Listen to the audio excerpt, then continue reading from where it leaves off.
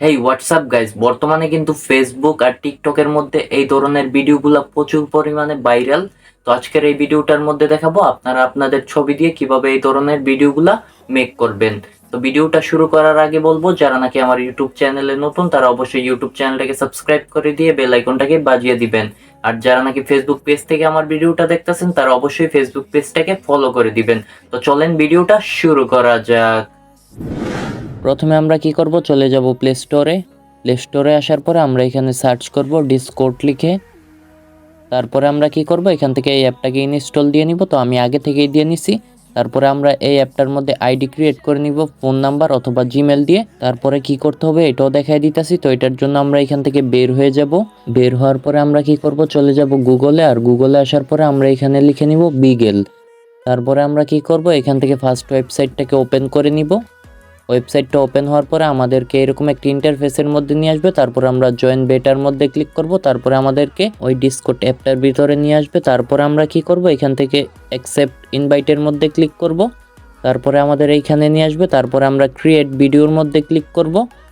তারপরে আমরা কি করব, এখান থেকে এটার মধ্যে ক্লিক করব। আর এটার মধ্যে ক্লিক করার পরে আমরা এখান থেকে একটু নিচের দিকে আসব। তারপরে বিগেল 2 এর মধ্যে ক্লিক করব। তারপরে আমাদের এইখানে নিয়ে আসবে। তারপরে এখান থেকে আমরা এটার মধ্যে ক্লিক করব। তারপরে এখানে আমরা আমাদের ছবিটাকে অ্যাড করব। এটার জন্য ইমেজের মধ্যে ক্লিক করে আমরা আমাদের ছবিটা এইখান থেকে নিয়ে নিব।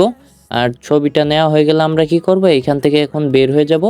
তারপরে আমরা কি করব, বিগেল ওয়েবসাইটটাকে ওপেন করে নিব। আর এটা ওপেন হওয়ার পরে দেখাই দিতেছি কি করতে হবে। এটার জন্য আমরা এইখানে ক্লিক করব। এখানে ক্লিক করার পরে আমরা এখান থেকে সার্চ অপশনের মধ্যে ক্লিক করব। তারপরে আমরা এখানে লিখব LIL। তারপরে আমরা কি করব, এটাকে নিয়ে নিব।